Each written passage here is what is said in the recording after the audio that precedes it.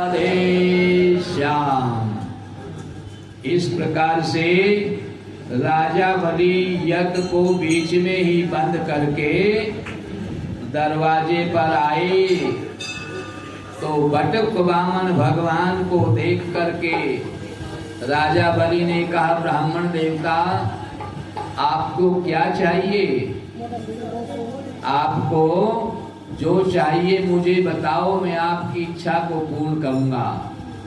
आपका विवाह न हुआ हो तो सुंदर सी ब्राह्मण की कन्या देख करके मैं आपका विवाह करा दूं। वामन भगवान ने कहा, विवाह तो आप करा दोगे पर खर्चा बढ़ेगा, बालक भी होंगे, फिर खर्चा कौन करेगा? राजा बलि ने कहा, मैं 2-4 गांव तुम्हें दे दूंगा, खर्चे की कोई कमी नहीं रहेगी। उसके बाद में वामन भगवान ने कहा, कोई बालक मरेगा भी? बोले हाँ बिल्कुल मरेगा। उसके लिए रोएगा कौन? राजा बलि ने कहा, रोना तो तुम्हें ही पड़ेगा। वामन भगवान बोले, जिसमें रोना पड़े हम ऐसा काम क्यों करें? फिर आप क्या चाहते हैं? वामन भगवान ने कहा कि मैं एक जगह नदी के किनारे संध्या करने बैठ गया, वहां पर उस जमीन का मालिक आया और उसने मुझे वहां से उठा दिया। बोली जमीन मेरी है, आप यहाँ नहीं बैठ सकते। तो मुझे संध्या करने के लिए अपने पैरों से ही नाप करके 3 पग पृथ्वी चाहिए। राधे राधे। राजा बलि ठाका मार करके हंसे, ब्राह्मण देवता क्या आपको नहीं पता किसके यहाँ भिक्षा मांगने आए हैं? अरे राजा बलि के यहाँ आए हैं, कुछ ज्यादा भिक्षा मांगो, मेरा अपमान होगा। ब्राह्मण बोला, राजन मुझे बस 3 पग पृथ्वी चाहिए संध्या करने के लिए, वो भी मेरे पैरों से नाप करके। राजा बलि ने खूब कहा, ज्यादा दान ले लो, पर ये वामन भगवान नहीं माने। बोले मुझे केवल 3 पग पृथ्वी चाहिए। बलि ने कहा, कम से कम मेरे पैरों से नाप कर ले लो 3 पग, ज्यादा जमीन मिल जाएगी, लंबे है ना। बोले नहीं प्रभु राजन, मुझे केवल मेरे पैरों से नाप कर चाहिए। जब ये वामन भगवान नहीं माने तो राजा बलि ने स्वीकार कर लिया, 3 पग पृथ्वी देने का संकल्प लेने लगे। संकल्प जब लिया तो झाड़ी में जल जो है नीचे नहीं गिर रहा है, क्योंकि जब देर हो गई तो शुक्राचार्य जी आए कि ऐसा कौन सा ब्राह्मण है जो इतनी देर भिक्षा में लगाई। और वहां जाकर के देखा ब्राह्मण तो थोड़ी मांग रहा है, यजमान ज्यादा दे रहा है। शुक्राचार्य जी ने ध्यान लगा तो बोले, ओहो ये तो विष्णु भगवान वामन बन करके आए हैं, देवताओं का काम बनाने आए हैं। शुक्राचार्य ने राजा बलि को मना कर दिया, बोले ये विष्णु है, छल का कपट का वेश धारण करके आया है, इसको भिक्षा मत दो। लेकिन राजा बलि ने कहा, गुरुदेव मेरा अपमान होगा, कलंक लग जाएगा। राजा बलि के दरवाजे पर ब्राह्मण गया भिक्षा मांग ले, निराश लौट करके आ गया। इसलिए मुझे भिक्षा तो जरूर देनी है, ये ब्राह्मण बन के आया है, ब्राह्मण को मैं मना नहीं कर सकता। अगर ये भगवान विष्णु है तो भी ये जरूर ले लेगा, इसलिए मना करने से गुरुदेव मेरा नुकसान है, मैं भिक्षा जरूर दूंगा। जब राजा बलि नहीं माने तो शुक्राचार्य ने सूक्ष्म रूप बना करके झाड़ी में जो छिद्र होता है जिसमें जल नीचे गिरता है उसमें छिप करके बैठ गए। बोले जब संकल्प का जल ही नहीं गिरेगा तो संकल्प होगा नहीं। राजा बलि ने वामन भगवान से पूछा, ये जल नीचे क्यों नहीं गिर रहा है? तब वामन भगवान ने कहा, हम जाने क्यों नहीं गिर रहा है। वामन भगवान ने कुशा ली और कुशा की नोक से छिद्र में आर पार कर दिया। वहां शुक्राचार्य की आंख थी। शुक्राचार्य की आंख में कुशा आर पार हो गई, आंख फूट गई। रोते हुए बाहर आए, अरे मेरी तो फूट गई। भगवान ने कहा लेत है कोई, देत है कोई, शुक्र ने अपनी आंख भी खोई। राधे राधे। अरे लेने वाला कोई, देने वाला कोई, तुम व्यर्थ में आकर के उसके वफादार बन रहे हो। भगवान ने बता दिया जो दान देने वाले को रोकता है उसका यही हर्ष होता है। इसलिए दान देने से किसी का नुकसान नहीं है, दान देने से तो उल्टा धन बढ़ता है। आप उसका फायदा नहीं नुकसान कर रहे हैं। जो दान देने वाले को रोकता है बोले यही हाल होता है। और दान देने के लिए कहना चाहिए खूब दान करो, तब आप उसके वफादार हैं। आज झाड़ी का जल नीचे गिरा, जैसे ही संकल्प पूरा हुआ वामन भगवान ने विराट रूप धारण कर लिया।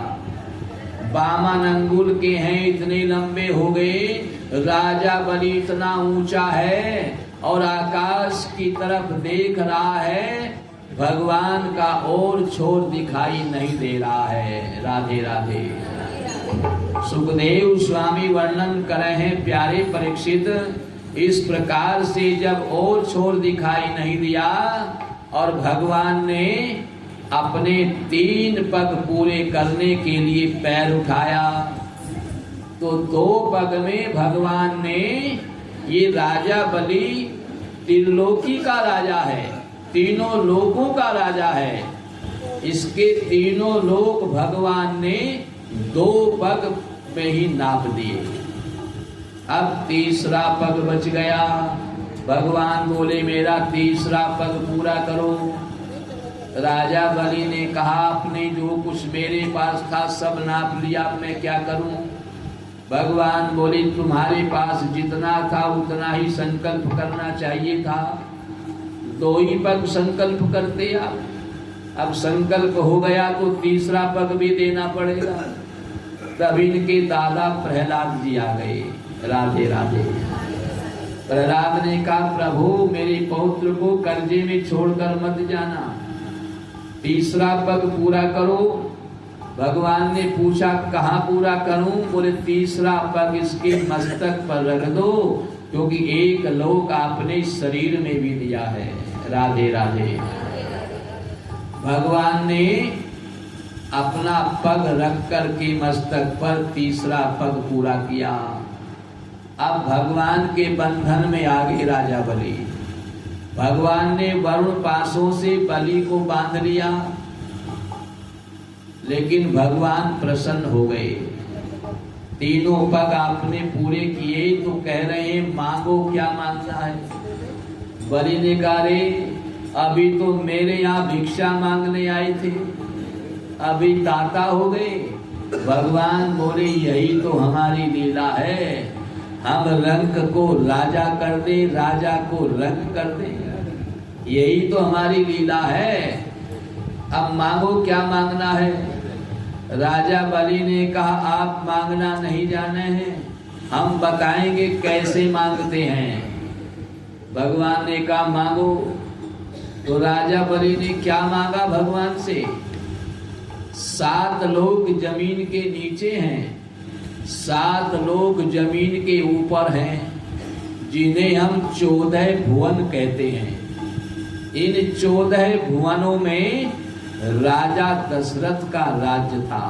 राधे राधे। 14 भुवनों के राजा थे राजा दशरथ। 7 जमीन के नीचे हैं, तल अतल वितल तलातल रसातल पाताल सुतल। 7 जमीन के ऊपर हैं ओम भू ओम भुवै ओम स्वै ओम महे ओम जने ओम तपे ओम सत्य। इन 14 भुवन हैं। तो राजा बलि ने कहा जमीन के नीचे जो 7 लोकों में सुतल नाम का लोक है, उसमें भगवान का 52 दरवाजों का महल है। बोले महल के चारों तरफ आपको तोड़ना पड़ेगा। भगवान बोले क्यों। बोले जिस दरवाजे से निकलूं वही आपका दर्शन मुझे हो, यही मांगता हूँ। राधे राधे। अब राजा बलि सुतल लोक में हैं, महल के अंदर बैठे हैं जिसमें 52 दरवाजे हैं, और भगवान इतनी तेजी से महल के चारों तरफ दौड़ रहे हैं कि हर क्षण हर दरवाजे के सामने रहते हैं। पता नहीं राजा बलि किस दरवाजे से निकले और मेरा दर्शन नहीं हुआ तो झूठा पड़ जाऊंगा। बड़ी तेजी से दौड़ रहे हैं। कई दिन हो गए। नारद जी तो भगवान के मन हैं, सीधे लक्ष्मी जी के पास पहुंचे। बोले भगवान कहाँ हैं? बोले बामन बनकर गए थे, अब तक नहीं आए। नारद जी बोले आएंगे भी नहीं। बोले क्यों? बोले तुम खर्चा ज्यादा करवाती हो। राधे राधे। कहाँ तक कमाए? खर्चे पर खर्चा, खर्चे पर खर्चा। लक्ष्मी जी बोली पहली मत बनाओ, बात बताओ, बात क्या है? बोले राजा बलि के बंधन में आ गए हैं। 52 दरवाजों के महल में जिस दरवाजे से राजा बलि निकलेगा उनको दर्शन देना है। वरदान में मांग लिया, अब कैसे छूटेंगे? नारद जी बोले आप छुड़वा सकती हैं। बोले कैसे? बोले आप राजा बलि की बहन बन जाओ, उनको रक्षा सूत्र बांध दो और राजा बलि मुंह मांगी वस्तु बहन को देगा। बस भगवान को मांग लेना। लक्ष्मी जी एकदम तैयार हो गई, सुतल लोक में पहुंची। राजा बलि ने कहा कौन है? लक्ष्मी जी बोली महाराज मैं आपकी बहन हूं, आप मेरे भैया हैं। राजा बलि की कोई बहन नहीं थी, बड़े प्रसन्न हुए आज मेरी बहन मिल गई। तो लक्ष्मी जी ने रक्षा सूत्र बांधा। किसको? राजा बलि को। राजा बलि ने कहा बहन मांगो, क्या मांगना है? लक्ष्मी जी बोली भैया मिल गया, और क्या चाहिए? बलि ने कहा बहन घर से खाली नहीं जानी चाहिए। अगर बहन बेटी घर से खाली जाती हैं तो घर खाली हो जाता है, और बहन बेटी को खुश करके भेजते हैं तो घर में हमेशा खुशियां छाई रहती हैं। राधे राधे। इसलिए बहन बेटी का कभी अपमान मत करो। बहन बेटी को जितना दोगे कई गुना होकर आपको मिलता है। कभी ये विचार मत करो कि इतना दे दिया उतना दे दिया। खुश रहोगे, जितना ज्यादा देंगे उतना ज्यादा हमें भी मिलेगा। बहन बेटी को देने से कभी नहीं घटता, घर में सुख शांति रहती है। और बहन बेटी नाराज होकर के चली जाएं तो घर में दरिद्रता आती है, संकट आते हैं। आज राजा बलि ने कहा बहन घर से खाली नहीं जाएगी, और राजा बलि मुंह मांगी वस्तु देगा, जो आपकी इच्छा हो मांग लो। आज तो मुंह मांगी लेनी पड़ेगी। तो लक्ष्मी जी ने भगवान की ओर देखा, महल के चारों ओर दौड़ते हुए हाँफ रहे हैं, मुख पर पसीना आया हुआ है, चेहरे पर उदासी छाई हुई है। लक्ष्मी जी को दया आ गई। राधे राधे। राजा बलि से बोली भैया आप मुझे देना ही चाहते हैं तो ये भगवान मेरे पति हैं, इनको मुझे वापस लौटा दो। राजा बलि ने कहा बहन मांगी तो तुमने बहुत बड़ी चीज, पर चलो भैया के घर नहीं तो बहन के घर सही। जब बहन से मिलने जाऊंगा तब मुझे भी दर्शन होता रहेगा। राधे राधे। वामन भगवान ने जब देखा मेरा काम बनने वाला है, थोड़े मुस्कुराए। राजा बलि ने कहा प्रभु इधर आ जाओ। वामन भगवान बलि के पास में गए। बलि ने कहा प्रभु हमने आपको अपनी बहन को दान कर दिया है। राधे राधे। आज से आप हमारी बहन के यहाँ रहोगे। भगवान ने कहा वाह रे वाह दानी, दुनिया मेरी प्राप्ति के लिए बड़े बड़े दान करे हैं, और तुमने मुझे ही दान कर दिया। भगवान बड़े प्रसन्न हुए और बोले, बलि अब मैं निर्णय कर दिया है, 4 महीने मैं तेरी रक्षा करूंगा। विष्णु शयनी एकादशी से विष्णु प्रबोधनी एकादशी तक भगवान विष्णु सुतल लोक में रहे और हम कहें भगवान सो गए। रक्षा करें हैं राजा बलि की 4 महीने, और 4 महीने भगवान शिव रक्षा करें हैं।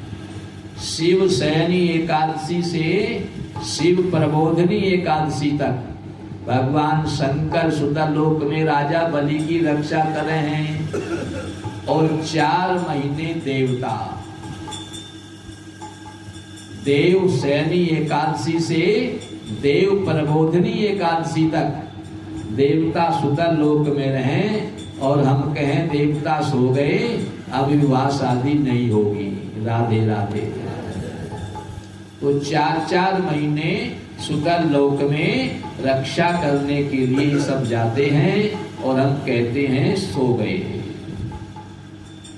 राजा बलि को रक्षा सूत्र बांधने से भगवान की रक्षा हो गई। ब्राह्मण लोग जब रक्षा सूत्र बांधे हैं ना हाथ में, तो मंत्र बोले हैं, ये न बद्धो बलि राजा दानवेंद्रो महाबले तेन त्वाम प्रतिबदनामि रक्षे माचल माचल।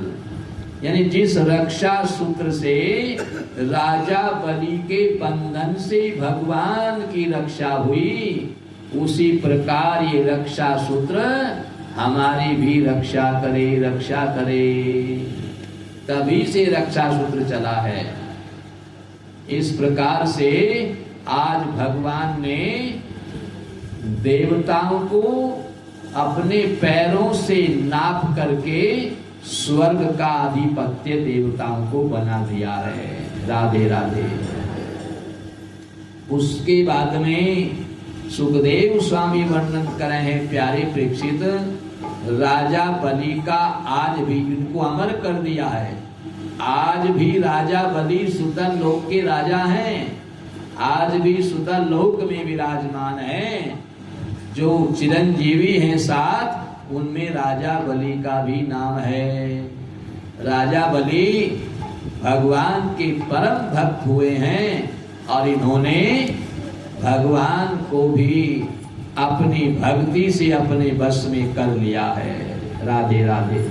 बोलिए वामन भगवान की जय। श्रीमद् भागवत महापुराण की जय। श्री सुखदेव भगवान की जय। जय जय श्री राधे। जय जय श्री राधे।